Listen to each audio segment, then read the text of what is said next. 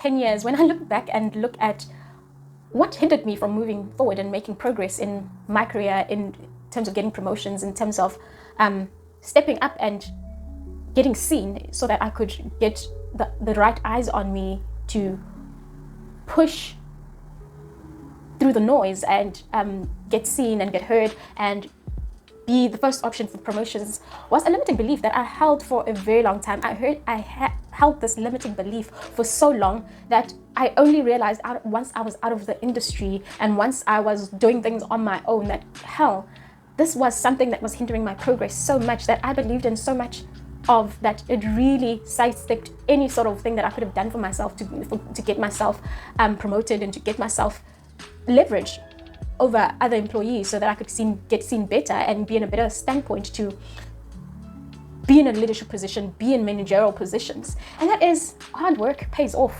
That was my thing. That was my solid hold that I had, and the conviction that I had within myself that if I worked hard, if I put in my all, if I worked extremely hard at whatever I was doing as a position and helped wherever I could and done the best that I could in terms of my responsibilities and going above and beyond to get whatever targets met, then that would be it. That would suffice. That would be something that gets me the eyes that I need on me to get promoted, to be considered for special trainings, and to be in a standpoint where I could be chosen amongst people to be a leader and to be in a managerial position. Which, by the way, in the 10 years that I have been in different sort of hospitality hotels, never happened much.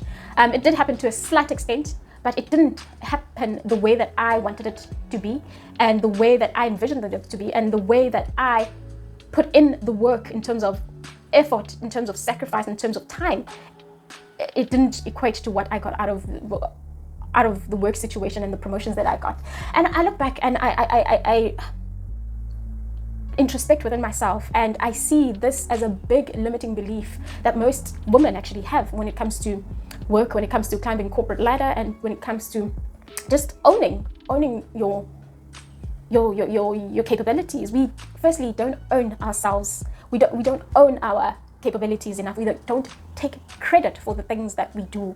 We don't take credit. We don't put ourselves out there. We do not blow our own horn. I didn't blow my own horn expecting other people to just automatically see, which really some did see, but it was just those that were in my department and didn't really have like influence in the ears of the people that really made the decisions. And I feel like that was one of my biggest things, that I did not blow my own horn hard enough. I did not step up and say, this is what I do, this is how I do it, this is what I can do for the company, and this is what I see myself becoming as I get seniority within the company and as I get seniority within just experience of doing what I do on a daily basis.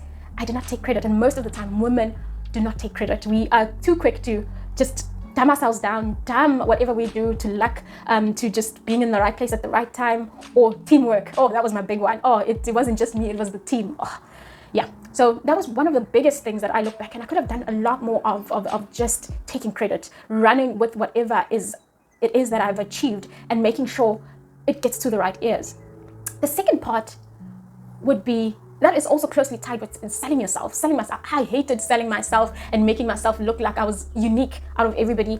And I just wanted to let the work talk for yourself, which is good and well. The work needs to show, but you also have to put yourself out there, put yourself in the right spaces, let the right people know that you're here and you're making moves. And then the other part would be forming relationships. There was a big belief within me that forming relationships with the right people and getting close to the right people felt like sucking up. It felt like sucking up. It felt like being a teacher's pet. And it felt as if I was just schmoozing and just like talking nonsense when I could be working. And that hindered me from getting the right people by my side to actually speak for me. And it does hinder a lot of us when it comes to having the right sort of alliances within the company and having the right sort of people back you up. Fine, the people within your department know what you do, know your capabilities, but they don't have the influence of perhaps a different sort of department head knowing what you're doing and knowing what you're about, and you having interest in what's going on in their lives. It doesn't have to be on a best friend basis. It doesn't have to be about you knowing their business or they knowing your business, but it's about forming those alliances and forming strong working relationships where people know that you have their backs and they have your backs. And you find that in corporate culture, males sort of have these cliques within with work environments, and they have these little things that they do with each other, and out of work perhaps, or golf day, whatever, or whatever it is that they formulate a little bit of a bro sort of system around. And we women, we don't really much concentrate into doing that a lot, and that is one of the core pillars of you moving up in the corporate ladder and claiming what's yours, and actually showing that you are capable of whatever you're capable. If you're not reaching out to people, if you are not showing yourself as somebody who's available to do over and above whatever it is that you're doing in terms of showing your skills, showing your capabilities, and just conversating and being interested in people, then you will never get the right people on your side when it comes to the big decisions of who gets promoted, the big decisions of who could come in and make confident changes within departments, or who could be better suited for leadership positions. And part of making yourself or maximizing your sort of appeal in the corporate space is you forming strong relationships.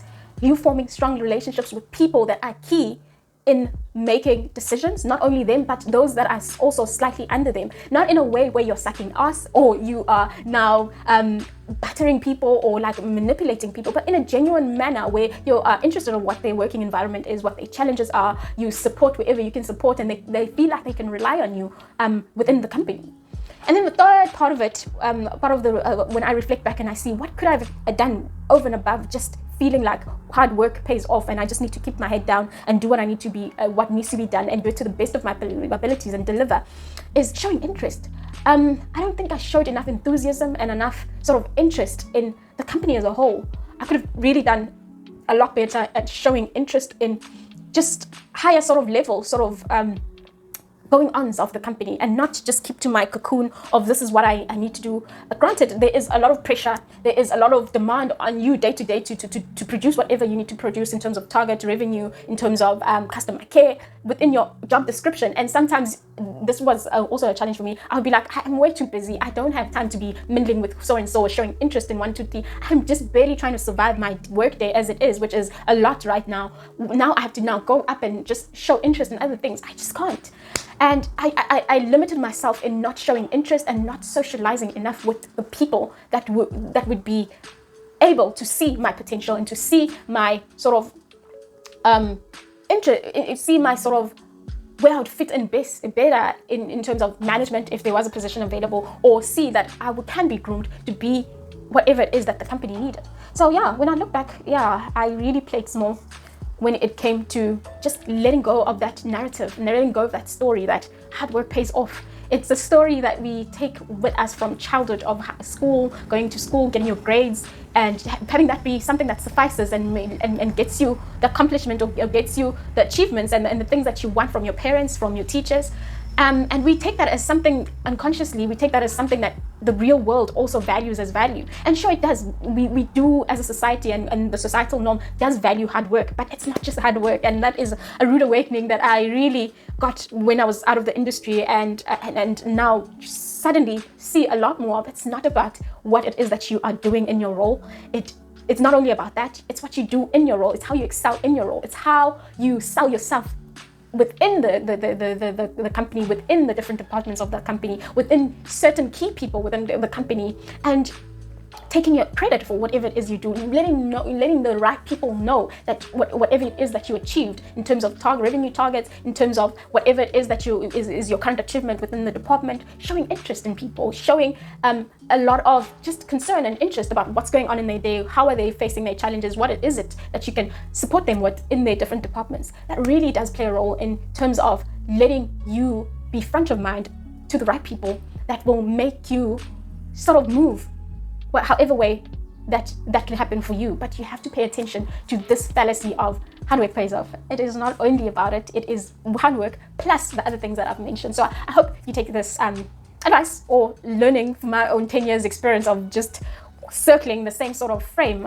in terms of why are things not moving. I'm working hard, I'm putting in the time, I'm putting in the effort, I'm smashing the revenue targets, and I'm smashing all of the things that I should be smashing, but something's just not really clicking. And I didn't really realize up until I really zoned in and started prodding and probing and seeing how come certain people were making it, and I was just not really.